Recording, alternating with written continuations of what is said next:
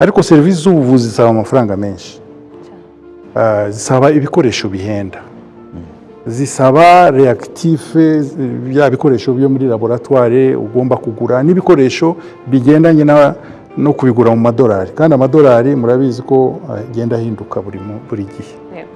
Mu by'ukuri nta nyungu irimo, ushoboye kubona amafaranga sinca intege, reka mvuge ngo nta nyungu nyinshi irimo nk'uko umuntu agira atya agakora ubundi bucuruzi bwa bundi urangura ukavanamo inyungu yawe.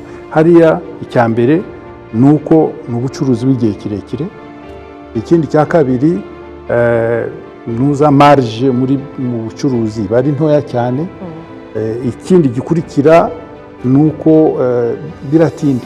biratinda ushoboye kubona amafaranga wishyura abakozi, abaganga, ukishyura na bank,